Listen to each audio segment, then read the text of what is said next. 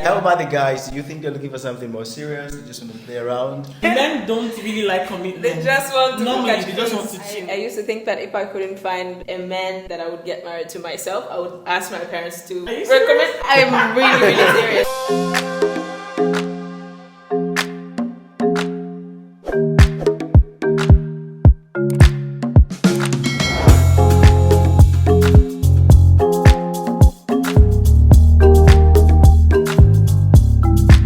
Okay, hey people, what's going on? Welcome to the DA channel once more. Today we will be talking about a really special topic, finding love abroad. How can you or someone living abroad find love? And today I have with me Kelechi, and I also have Felicity with me as well. They are both YouTubers with their channels. So why is this topic very important? I feel like most of us who move abroad, we come with the things we know and understand from our different countries, and then we come to a new country. But ultimately, if you plan to live in this country for a long time, I think love is a very important part of your life. And of course, here on this channel, we talk about studying, working, and living abroad. Living abroad, love is a very essential part. So before we proceed, I will just let the two ladies introduce themselves shortly. Hi everyone, my name is Kelechi and I'm a master's student living in Germany. I run a YouTube channel like Mike said already, and I just share stuff around what it's like to be a student basically in Germany, because I feel like a lot of people want to see that, so that's what my channel is about for now. So what it's going to be in the future? I don't know. After school we can figure something out, but that's what I'm currently creating content around on YouTube at the moment. Hi everyone, my name is Felicity and I'm also a master's student here in Germany. I have a YouTube channel and I basically talk about the history, culture and lifestyle of my country, and what's the best way to find love abroad? Go about it the way we would go about it back in our respective home countries, or that we adopt the style of the new country where we find ourselves. We are in Germany, Europe, it's the Western world. I do believe that how two people connect is pretty much different from how they would connect back home. What do you think, Kelechi? Yeah, that's very true. First off, I feel like I come from Nigeria, and the men actually technically do the chasing. Okay, like the hunters. Yeah. With regards to Germany, where we are right now, to be honest, I feel like a lot of people feel more comfortable with finding love on the internet, like through hookup sites, Tinder and the rest of them, because people here are generally very reserved. They are not very used to putting themselves out there. Even our people who are here, like you hear people say, there are lots of eligible bachelors or spinsters here in Germany, but where are they? And they are hiding in the nooks and crannies of the country. The thing is that you can find them when you actually go out for occasions. Like, let me just give you an example. I'm Igbo. There was one event I attended last year, a summer event of Igbo people. There were really young, eligible people there, spinsters and bachelors alike, who were ready to mingle. Many people even came there to mingle. How did you know that they are eligible to mingle? Most of them said so. And then you see, they tell you their regions where they're located. It's actually deep in one village like that. So maybe they are existing, but they're really tucked in somewhere. I don't know why, but I think it's just like when you get a job or school or stuff. But there are eligible people here in Germany. Okay. Another way too that people tend to find love here is through recommendation. It's really funny that you said that, because I used to think that if I couldn't find a man that I would get married to myself, I would ask my parents to recommend. I'm really, really serious. And you can trust your parents. And you can trust your parents because they know you. Felicity, you are from Congo and you live in different countries, Australia, and now you live in Germany. How would you compare the approach to finding love, finding the life partner, Congo versus the different countries that you've lived in? So as a woman in Congo, I would say that it's a bit the same as Nigeria in the sense that guys do the approaching. But the one biggest difference about dating in Congo and dating elsewhere that I've been is that relationships start very quickly in Congo. Very quickly. They start so quickly. It's like you could be walking down the street and you're minding your business and some guy just comes, "Hi, I really, really think you're pretty and I like you." So from the time they ask you out and the time you give them an answer, it's really just dependent on the ladies. So if you say yes, a relationship can literally start instantly. Just like that. But most of the times though, ladies are like, they drag the whole thing. In Australia, you have to know them, they were your friend, or you've met them at a party or something like that. There has to be a common ground. There has to be. It's not as uptight as in Germany though. Yes, there has to be a common ground, but it could start as easily as, we just had a drink and then we went out, a couple of dates, and then it starts. Now in Germany, I don't know. I feel like in Germany you really, really have to know someone. You need recommendations. A German friend told me, she said, because we're discussing this thing as well, and she was like, in Germany, the men don't even walk up to you. Really? Yes. Yeah, they don't true. walk up to you. They try to find a reason to talk to you and then start to talk to you. Yeah. Like, she gave me an example. A guy could just randomly ask you what the time is. Just to get your attention. Okay. Yeah, he has to strike up from something. You can't just walk up to a lady like we do in Africa. Oh, I really like you. I really like you. I think they'll be like, It's such a weirdo. You know, but for the African space, I can just say that most times it's like meeting somewhere, someone knows someone, introduces you. Yeah, but you know, that's the interesting part. I'm really asking myself, why exactly does it change? It's still the same Africans, still the same Nigerians, Congolese, or whoever. Yeah. Why does it change when they are in Germany? Why does it change when they're in Australia? But I think it's different though, because I feel like we're human beings and we kind of adapt to our environment. The way I say it is like once you travel, you never just something. It's like someone meeting me today. Yes, I'm Congolese, but there are also other cultures, like a mixture. Yeah, so I'm not exactly just Congolese. You have different and I also agree with that, because personally the way I am now, I moved to Germany since 2014. I've lived there for quite some time. Back in the days when I was in Nigeria, if I got a text or a call from a girl saying whatever, I'm excited. You know? Yeah, why not? It's like, okay, this girl fancies you, and then I wouldn't even mind whatever she says. You know, I'm just happy that a girl is approaching me. But today it's really different. If you send me a text and I don't recognize that number, I'm very suspicious. Why are you texting me?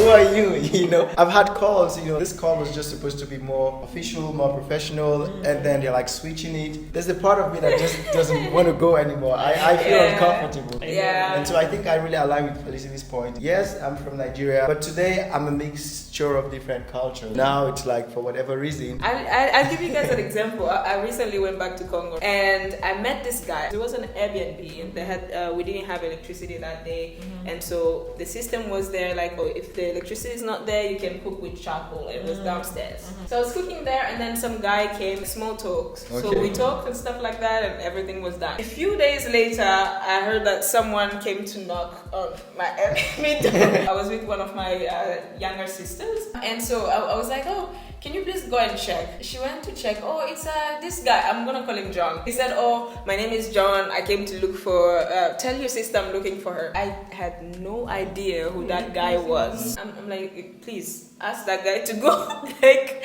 I don't know who he is. So the next time I met with that guy, he was apologetic. He was like, oh, I really apologize. I just came to say hi because, you know, we were talking the other day. And so it made me feel so uncomfortable. You know, this feeling of familiarity comes from our warmth as Africans. As Africans, exactly. It's who we are. Yeah. We just feel like, for the fact we've spoken to you once, we're cool. Exactly. You will But it doesn't always work like that. Exactly. Especially when you are acculturated, you've traveled out. You've traveled out, exactly. That's literally, it was also a culture shock for me again, because that is what I was used to before I traveled out. And mind you, I've been outside of the country for like almost 12 years. I come back and it's like I'm relearning things. So you see that things like that will come out, and then it made me realize like, okay, so here, this is how life is. So it starts, relationships don't take time. It's normal for you to talk to someone once and they come to your house. Exactly. But I guess here's the main question now. With this difference in culture, and also when you integrate into a foreign culture, you become a bit different. How does this help our love life as people living abroad? Does it help us easily find people that we want to be with? Does it make us more lonely? It certainly doesn't make you find love easily. Back home, you are used to, as a girl, you look good, you are walking, and then several cars are likely to stop you that day just to say hi. Several cars. Yeah, they'll literally stop just you to say hi. Say hi. If you fancy them, you can give them your number. If they ask for, some can even offer to buy you drink, lunch. It's regular, but here in Germany, no matter how no one's going to stop for you. Even your fellow Africans won't even look you. Like, they can admire you, but they will hardly will an African man walk up to you, except that person has some serious nerves. Like, they will hardly walk up because that's the culture here. So that way, it's very difficult for you to mingle, to find the love of your life with this whole status quo here. It's not easy, especially for our people who are they're very warm, right? Very marriage conscious, especially the women. It's who we are. I mean, you would see a 26-year-old African lady either already in her husband's house with kids or wanting to get married. But you see a 26-year-old in Germany, like, what is marriage? They're not even thinking about it, exactly. An average African female is probably looking at her biological clock as she's in a foreign place and like, okay. So it's like. So you think she's looking for a more serious thing? Most times they're looking for something serious. Yeah. So guys, if you're looking for love as one abroad, know that the ladies are looking for serious stuff. I feel like most African women, not they're looking for something serious. Yeah. How about the guys? Do you think they're looking for something more serious? They just want to play around? Men don't really like commitment. They just want to they just want to chill. They wish they can have every other thing. I totally disagree. I do, because I mean I can say this for myself for sure, and also some of my close friends. I do believe that most of us sincerely, we just want that one lady that we can build something together with. There are always exceptions but you know exactly. So you think I'm an exception? Yeah, you are actually. You're an exception to the rule. But you know the thing, I feel like for guys though, as long as they don't find who they're looking for, they'll continue being a player until they find that one lady that is like, I am not going to play with you. This one. Exactly. And then like, okay, I really want this one, so I will settle for them.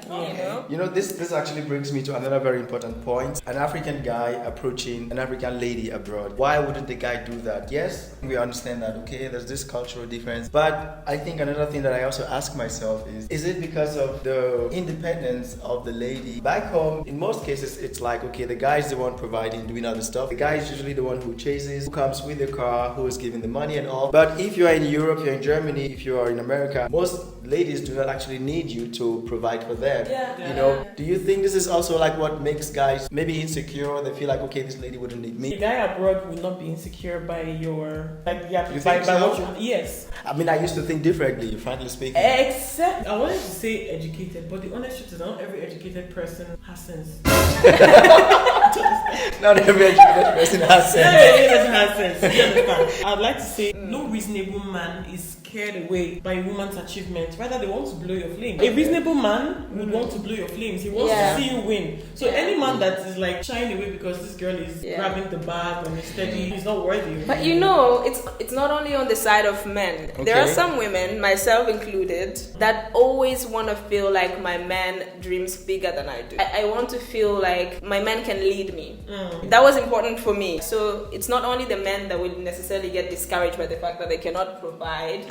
Ladies could also feel like they cannot submit to guys that are almost their equal. Yeah, you know? I feel like it's a very relative stuff. I don't think that normally a man should be warded off by a woman's possession, except like you said now, he feels mediocre or the lady sees him as mediocre. You know, sometimes it's precisely because of that ladies feel like I can only be with a man that dreams bigger, because they don't want to be with men that are jealous of them. Like in my case, I am a content creator and I don't want to have someone that is always on my ass. It's like, what are you doing? Who are you talking to? I need them to be secure in themselves, and I need them to dream bigger in the sense that they actually want to make what I'm dreaming a bit bigger than I'm imagining it. Guys, if you're watching this, I'm actually learning this for the first time. I've always thought that, okay, maybe one of the reasons why many guys, in my opinion, find it hard to find lover abroad is because they feel like, okay, the ladies abroad, they are successful, they don't need them, you know, they have like nice jobs and stuff, they're just going about their business, and it makes them to some level insecure. But 100%, of course, the guy who knows what he wants would not really care about, okay, what the lady has or not, but it's just going to be, okay, hey, is this the kind of person that I want to be with or not, regardless of what she has or the kind of job she has,